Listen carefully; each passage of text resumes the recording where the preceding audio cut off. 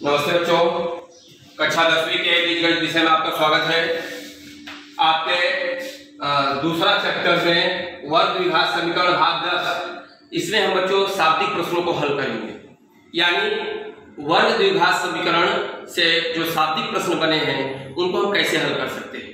तो आपके समक्ष पहला क्वेश्चन है, प्रगति की 2 वर्ष पूर्व और 3 वर्ष के बाद की आयु दर्शाने वाली संख्याओं का गुणनफल 84 है, तो उसकी वर्तमान आयु ज्ञात करो। हमें क्या पूछा है? वर्तमान आयु किसकी? प्रगति की। तो हम सबसे पहले यहां मानेंगे, माना प्रगति की वर्तमान आयु, प्रगति की वर्तमान आयु बराबर x वर्ष है। प्रगति की वर्तमान आयु, जैसे कि सिंपल सी बात है, समझिए मेरी वर्तमान आयु 40 वर्ष है, तो 2 वर्ष पहले कितना होगी? 38 वर्ष, और 3 साल बाद कितनी होगी? 43 साल। तो 38 और 40, 2 साल पहले 38 और 3 साल बाद 43, इन दोनों का गुणनफल प्राप्त करेंगे। गुणनफल के बाद जो संख्या मिली वही संख्या दी गई है, यहाँ है 84। अब प्रगति की वर्तमान आयु को पता ही नहीं है तो कितने वर्ष की है, तो उतना वर्ष पीछे जाएंगे और 2 वर्ष पीछे जाना है और 3 वर्ष बाद जाना है, और उनका ही गुणनफल यहाँ 84 दिया है। तो हमने यहाँ मान लिया, माना प्रगति की वर्तमान आयु क्या है? x वर्ष है। इसलिए 2 वर्ष पूर्व प्रगति की आयु, पूर्व बोले तो पहले, मतलब जो भी आयु रहेगी उसमें से 2 साल हम घटाएंगे। तो आयु है वर्तमान आयु x, उसमें से 2 साल घटाए तो x - 2 वर्ष आया। इसी प्रकार से बच्चों 3 वर्ष बाद या 3 वर्ष पश्चात दोनों शब्द चलेंगे, जैसा आपके क्वेश्चन में दिया है। 3 वर्ष बाद प्रगति की आयु बराबर, प्रगति की आयु 3 वर्ष बाद बोले तो 3 साल उसकी वर्तमान आयु में जोड़ना पड़ेगा। वर्तमान आयु क्या है? x है, तो x धन 3 वर्ष हुआ। यहाँ पर यहाँ लिखे x धन 3 वर्ष। अब प्यारे बच्चों, हमको प्रश्नानुसार चलना पड़ेगा, क्योंकि 2 वर्ष पहले और 3 वर्ष बाद की आयु का गुणनफल 84 दिया है। यहाँ हम लिखेंगे प्रश्नानुसार में हमें क्या हो जाएगा? x - 2 गुणे का निशान लगा दीजिए, x + 3 बराबर यहाँ पर 84 है, हमें 84 दिया है, 84। अब प्यारे बच्चों, इसका हमें गुणा करना है। इसके 2 तरीके हैं, आप x का गुणा x + 3 में करिए, फिर -2 का गुणा x + 3 में करिए, या फिर एक तरीका और ऐसा है, इस तरह का जब भी प्रथम पद समान हो, द्वितीय पद से हमें लेना देना नहीं है। देखिए प्रथम पद है, ये द्वितीय पद है, प्रथम पद है, द्वितीय पद है, तो ये पहला पद समान है, तो हम क्या करते हैं? पहले पद का वर्ग धन अन्य दोनों पदों का योग, यानी -2 + 3 गुणे पहला पद, फिर उसके बाद धन अन्य दोनों पदों का गुणनफल।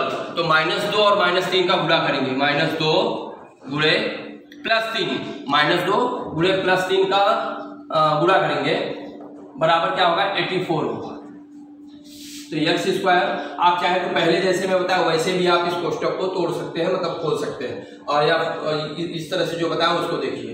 पहला पद समान है आपका, पहले पद का वर्ग धन अन्य दोनों पदों का योग गुणे पहला पद, फिर धन अन्य दोनों पदों का गुणनफल। तो यहाँ धन लगा के -2 गुणे +3 और बराबर आपको जो दिया है उसको लिखे। तो यह x² -2 और +3 मिलके क्या होगा? +1 x, यानी यहाँ +x आप लिखेंगे, फिर यहाँ -2 और +3 का गुणा -6, यह +84 पक्षांतर होगा तो -84 हो गया, बराबर 0। यानी x² + x -6 और -84 -90 बराबर 0। प्यारे बच्चों, यह गुणनखंड विधि से इसको हम लोग हल कर सकते हैं। 90 है -90, तो -90 का हम ऐसा खंड करेंगे जिसका हमें योगफल +1 मिले, तो 9 दहा में 90। अब यहाँ जो बीच वाला पद है उसका चिन्ह है प्लस, तो 9 दहा 90 में 10 बड़ा है और 9 छोटा है, इसलिए 10 का चिन्ह रखेंगे प्लस और 9 का चिन्ह रखेंगे माइनस। प्लस चिन्ह क्यों रखे 10 का? क्योंकि बीच वाले पद का चिन्ह प्लस है। इन दोनों में जो बड़ा होता है उसका चिन्ह किसके जैसा होता है? बीच वाले पद के जैसा। इसे हमें ध्यान में रखना है। अब यहाँ हम लिख सकते हैं x square plus 10x minus 9x minus 90 बराबर 0। प्यारे बच्चों, दो दो की जोड़ी बना ली हम लोग। यहाँ से x का मन आया x प्लस 10 और यहाँ से आपका माइनस 9 का मन आया। माइनस 9 से इसमें भाग देंगे तो आपको मिलेगा x, माइनस 9 से माइनस 90 में भाग देंगे तो 9 दहा में 90 आएगा प्लस 10 बराबर 0। यहाँ पर x प्लस 10, यहाँ पर x प्लस 10 आपने इसको कॉमन लिया बच्चों, तो यहाँ पे क्या बचा x और यहाँ पे बचा माइनस 9 बराबर 0। अभी x प्लस 10 बराबर 0 या x माइनस 9 बराबर 0, तो x बराबर क्या हुआ आपका माइनस 10 और x बराबर क्या हुआ 9। एक चीज जरा ध्यान कर लो बच्चों, आयु कभी भी ऋणात्मक नहीं होती है, इसलिए यहां लिख देंगे चूंकि आयु ऋणात्मक नहीं होती, नहीं होती, इसलिए क्या होगा x is not equal to minus 10, तो आयु ऋणात्मक नहीं होगी, क्या होगी धनात्मक होगी। x इज इक्वल टू क्या दिया है आपको, जो आया है 9। अब बहुत आसानी से आप अपना उत्तर लिख सकते हैं, यहाँ उत्तर लिख दीजिए। क्या दिया है कि प्रगति की वर्तमान तो उसकी वर्तमान अंक ज्ञात करो। यहाँ लिखेंगे प्रगति की वर्तमान आयु, और वर्तमान आयु क्या है उसकी x ही ना, x बराबर क्या लिख देंगे 9 वर्ष। इस प्रकार से क्या है बच्चों, आप क्वेश्चन नंबर 1 को ध्यानपूर्वक यहाँ से देखेंगे, वीडियो देखेंगे और इसको अपने मन से हल करने की कोशिश करेंगे तो निश्चित रूप से आपको क्वेश्चन आ जाएगा। इसी कड़ी में हम आगे बढ़ते हैं। अगला क्वेश्चन आपका, दो क्रमिक समप्राकृत संख्याओं के वर्गों का योगफल 244 है, तो वे संख्याएं ज्ञात करो। प्यारे बच्चों, सबसे पहले तो आप जान लीजिए सम संख्या किसे कहते हैं।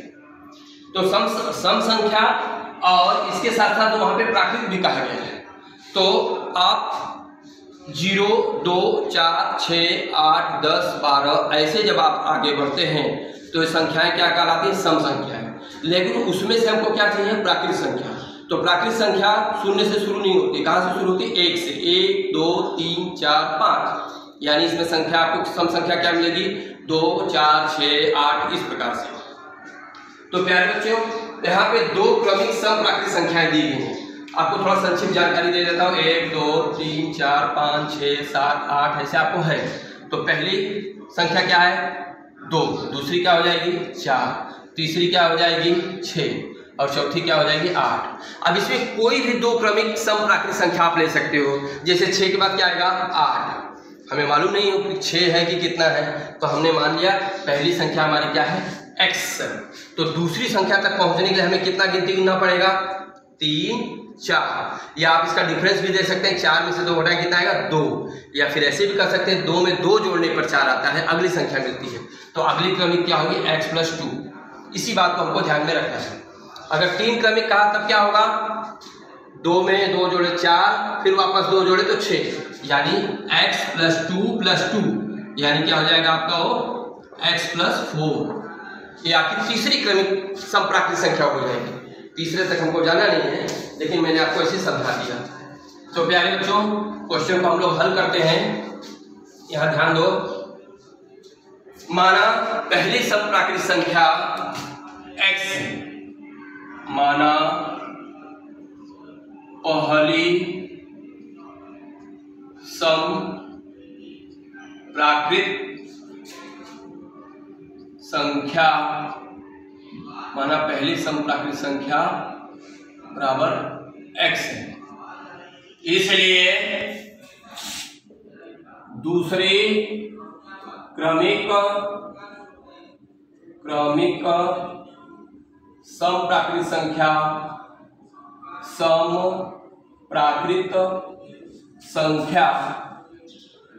यहाँ पर बराबर आपका क्या है x प्लस 2 होगा, x प्लस 2।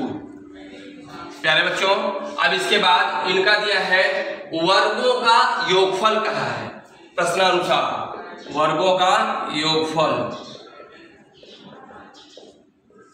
लिए।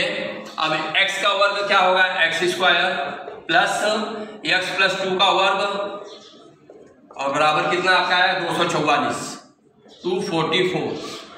प्यारे बच्चों अब यहीं पर हमें वर्ग करना है, तो x square a plus b का होल स्क्वायर क्या होता है, a square plus 2ab plus b square.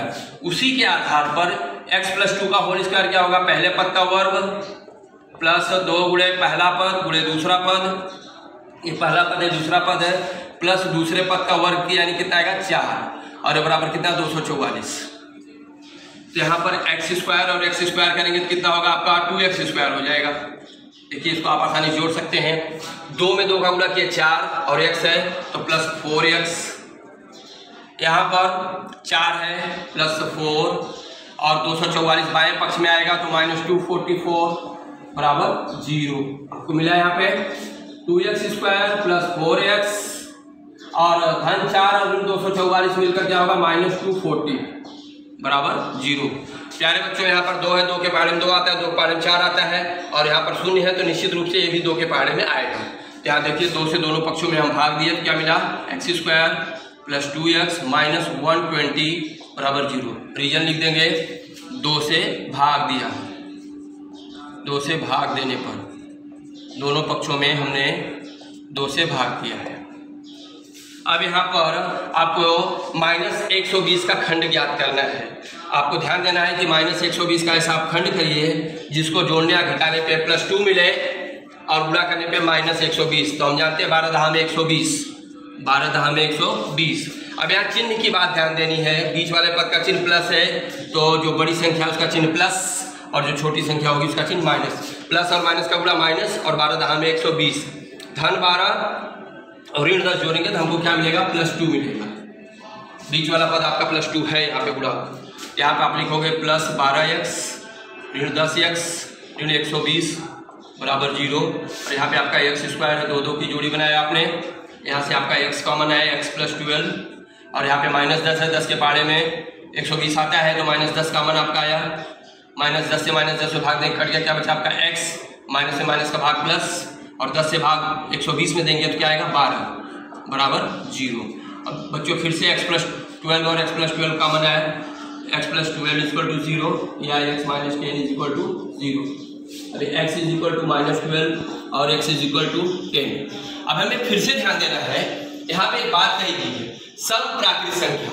बच्चों प्राकृत संख्याएं ऋणात्मक नहीं होती, ये हमको ध्यान देना है। यहाँ लिखेंगे चूंकि प्राकृत संख्याएं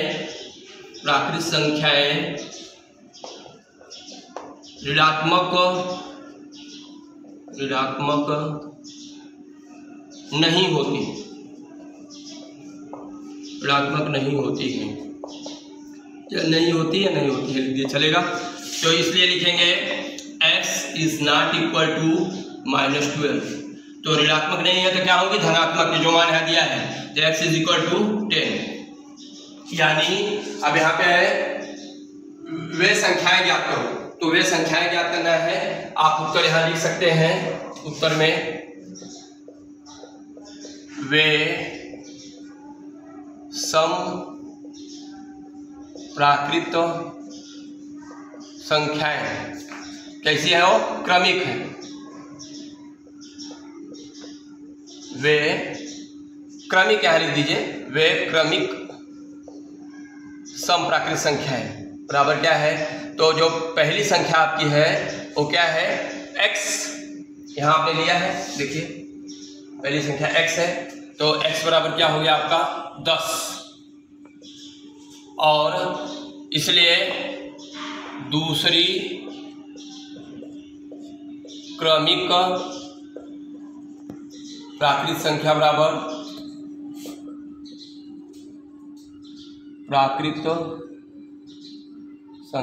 क्या हो गया आपका, दूसरी के लिए हमने x प्लस 2 लिखा था, यानी x का मान कितना 10 धन 2 कितना है 12।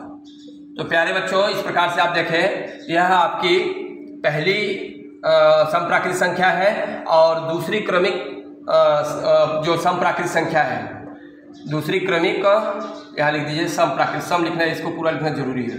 दूसरी क्रमिक सम प्राकृतिक संख्या बराबर x + 2, यहाँ पे हमने लिखा है, और यहाँ पर x का मान 10 है, 10 और 2 जोड़े तो 12। अब आप चाहें तो अपने प्रश्न को जांच सकते हैं कि मेरा उत्तर जो आया सही है या गलत है, तो आपको 12 और 10 पर विचार करना पड़ेगा। अब यहाँ किसी भी संकल्प कहीं भी मान रख लीजिए, जैसे मैं देखें यहाँ पर 12 दाम में 120 कहीं तो था, यहाँ रख के चेक कर सकते हैं। यहाँ पे मैं x का मान रखा 10, तो 10 का वर्ग कितना हुआ 100, फिर यहाँ x का मान रखा 10, 10 और 2 12, 12 का वर्ग 144, 144 में 100 जोड़ेंगे तो 244 आएगा कि नहीं, बहुत आसानी से। तो इस प्रकार से आप इसको चेक कर सकते हैं। तो हमारा पहली संख्या x का मान है 10, और जो अगली होगी ऑटोमेटिकली x + 2 जो होगा उसका मान होगा 12। तो प्यारे बच्चों, इस प्रकार से आप देखें, आपका क्वेश्चन नंबर 2 हुआ। अगला क्वेश्चन बच्चों आपका, के संतरों के बगीचे में आड़ी कतार में पेड़ों की संख्या खड़ी कतार में पेड़ों की संख्या से 5 अधिक है।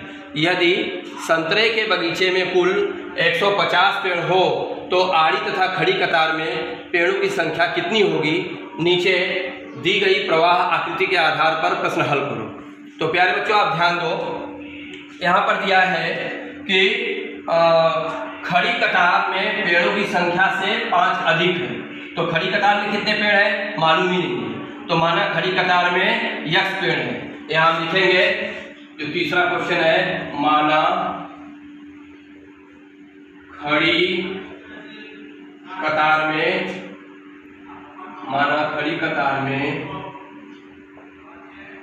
x पेड़ है। बहुत आसान है बच्चों। अब खड़ी कतार में पता चल गया हमें, इसलिए आड़ी कतार में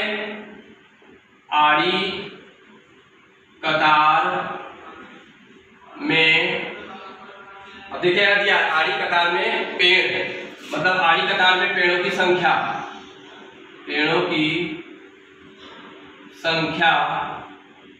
बराबर क्या होगा, बराबर x + 5 पेड़।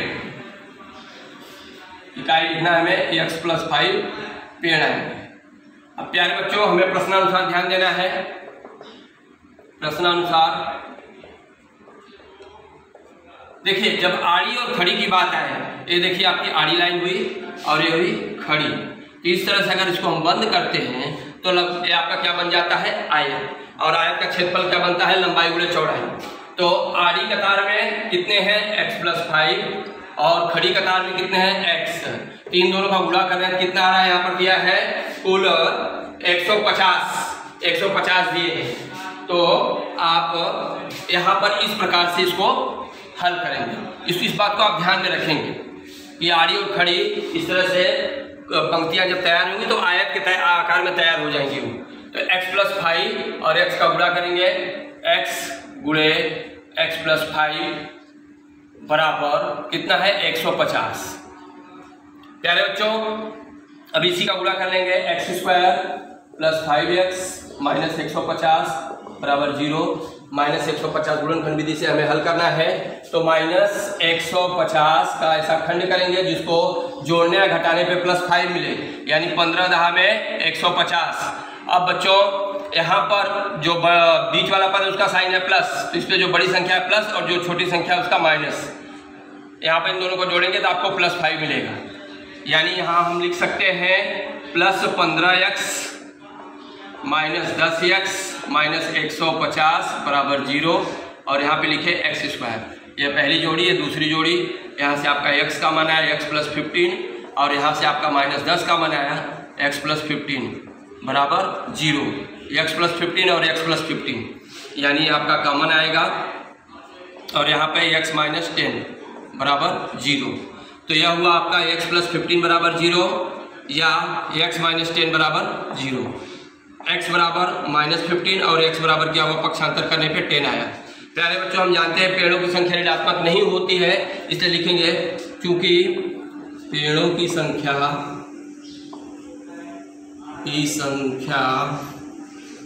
ऋणात्मक नहीं हो सकती, ऋणात्मक नहीं होती है या नहीं हो सकती। इसलिए क्या होगा, वह अमान्य होगा, ऋणात्मक संख्या। x is not equal to -15, इसलिए x बराबर कितना आया 10। अब आप अपना उत्तर लिखेंगे, x का मान आपको मिला। यह क्या है, खड़ी कतार में x पेड़। उत्तर लिख दीजिए,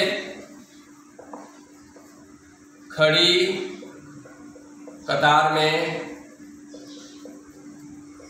पेड़ों की संख्या, पेड़ों की संख्या बराबर कितना है, x है, x बराबर 10 पेड़। और तथा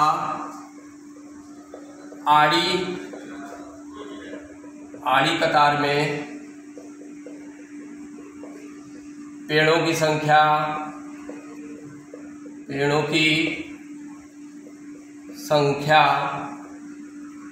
बराबर क्या होगा आपका, x + 5 है, यानी होगा 10 घन 5 यानी 15 पेड़ यहाँ पर आया आपको। अब प्यारे बच्चों, इसी जानकारी को ध्यान में रख करके इस प्रवाह चित्र को हम भर देंगे, यानी लास्ट में इसको बना दीजिए आप ऐसे। यहाँ पर आप लिखोगे खड़ी कतार में x पेड़, फिर उसके आगे आपको क्या मिला है, यहाँ पर जो जानकारी है पूरा लिखोगे। आड़ी कतार में पेड़, यहाँ लिखेंगे आड़ी कतार में पेड़ कितने आए बराबर, आड़ी कतार में कितने पेड़ हैं, यहाँ पर x + 5। फिर आगे चलेंगे प्रवाह चित्र के हिसाब से, पेड़ों की कुल संख्या कितनी है, फिर चलेंगे पूरा लाइन लिखोगे, पेड़ों की कुल संख्या बराबर कितनी है 150। फिर उसके बाद प्रवाह चित्र फिर आगे बढ़ रहे हैं इस तरह से यहाँ पर। हाँ, तो यहाँ पर एरो मार्क आएगा इस तरह पे वर्ग समीकरण। इसके बाद आप क्या करोगे, वर्ग समीकरण आपका यहाँ पे बनेगा, वर्ग समीकरण आपका यहाँ बन रहा है। तो वर्ग समीकरण क्या बना है आप देख लो, x² + 5x + -150 बराबर 0। इस तरह से आप उस पूरे डब्बे को अच्छे से बनाओगे बच्चों। फिर हम लोग आगे बढ़ेंगे ऐसा, फिर हमारा प्रवाह चित्र आएगा और वो क्या है, तीसरे नंबर पे x का मान आएगा। देखो x का मान हल करके हमें कितना मिला है, x बराबर 10 मिला है। और फिर अगले में आए तो खड़ी कतार में पेड़ कितने हैं वो भी हमें पता चलेगा। इस तरफ आए, खड़ी कतार में कितने पेड़ हैं, आड़ी कतार में x, यहाँ पर दिया हमें x का मान ज्ञात किए। खड़ी कतार में कितने पेड़ हैं, खड़ी कतार में 10 पेड़ हैं। कितने पेड़ हैं, 10 आप लिखेंगे। और फिर नीचे आए, आड़ी कतार में कितने पेड़ हैं, यहाँ लिखेंगे आड़ी कतार में पेड़ों की संख्या बराबर कितनी है 15। देखिए यहाँ पर मिला है। तो इस प्रकार से जो प्रवाह चित्र मैंने यहाँ पे बनाया है ना, ऐसा ही सेम वहाँ पर बनाएंगे और आप सारी जानकारी को भरते चले जाएंगे। यानी खड़ी कतार पेड़ों की संख्या x तो लिखा ही है, आड़ी कतार में पेड़ों की संख्या आप यहाँ भी भर दे रहा हूँ आपके लिए x + 5। फिर पेड़ों की कुल संख्या कितनी है 150, उत्तर में अपना लिखेंगे। वर्ग समीकरण बनाएंगे, वर्ग समीकरण क्या बन रहा है आपका, x² + 5x - 150 बराबर 0। x का मान कितना है, x का मान आया है 10। खड़ी कतार में कितने पेड़ हैं, 10 पेड़ हैं। और आड़ी कतार में कितने पेड़ हैं, 15 पेड़ हैं। इस प्रकार से पूरी जानकारी आप लिखेंगे। अब इसी पर आधारित बच्चों में आपको कुछ गृह कार्य दे रहा हूँ। जैसा आप देख रहे हैं आपका पहला क्वेश्चन है, प्रगति की 2 वर्ष पूर्व और 3 वर्ष बाद। तो यहाँ मैं क्या कर दे रहा हूँ, 5 वर्ष पूर्व और 5 वर्ष बाद। कितनी इनकी आयु हो रही है, गुणनफल उसका 75 वर्ष हो रहा है, 75। गुणनफल कितना है 75 है। तो उसकी वर्तमान आयु ज्ञात करो। बहुत आसानी से 5 वर्ष पहले और 5 वर्ष बाद किसका, प्रगति, ये आयु दर्शाने वाली जो भी संख्या है उसका गुणनफल कितना आ रहा है 75 आ रहा है। तो उसकी वर्तमान आयु ज्ञात करना है। उसी प्रकार से दो क्रमिक सम प्राकृतिक संख्याओं के वर्गों का योगफल 244 है। तो मैं यहाँ पर आपको 164 दे रहा हूँ। कितना बच्चों, 164। वे संख्याएं आपको ज्ञात करना है, यह गृह कार्य में है। और उसी प्रकार से मधुसूदन के संतरे के बगीचे में पेड़ों की संख्या जो यहाँ दिया है, कतार में पेड़ों की संख्या 5 से अधिक है। तो मैं यहाँ 5 से अधिक है, मैं यहाँ आपको 8 से अधिक है मैं बता रहा हूँ। और कुल पेड़ जो है वहाँ पर 180 है। कितने हैं, 180। ये ध्यान देना 180 है पेड़ हो तो आड़ी तथा खड़ी कतार में पेड़ों की संख्या कितनी होगी, नीचे दी गई प्रवाह आकृति के आधार पर प्रश्न हल करो। मैंने परिवर्तन क्या किया थोड़ा थोड़ा देख लो। यहाँ पे प्रश्न क्रमांक 1 में 5 वर्ष पूर्व और 5 वर्ष बाद गुणनफल कितना हो रहा है 75। क्वेश्चन नंबर 2 में समप्राकृत संख्याएं हैं और उनके वर्गों का योगफल कितना हो रहा है 164, ध्यान रखना। और तीसरे में क्या परिवर्तन है बच्चों, जो गृह कार्य में है कतार में पेड़ों की संख्या 8 से अधिक है और कुल वृक्ष जो है 180। इस प्रकार से 3 क्वेश्चन को मैंने आपको हल करके समझाया है और 3 आपको गृह कार्य भी दिया हूँ। प्यारे बच्चों, मुझे अपेक्षा है कि आप अच्छी तरह से इसको वीडियो को देखेंगे और दिया गया गृह कार्य शुक्रवार तक मुझे अब जिस पर आप गृह कार्य करें उस पर नाम लिख करके मुझे व्हाट्सएप करेंगे। अगले वीडियो में नए प्रश्न के साथ फिर से मिलते हैं, तब तक के लिए धन्यवाद।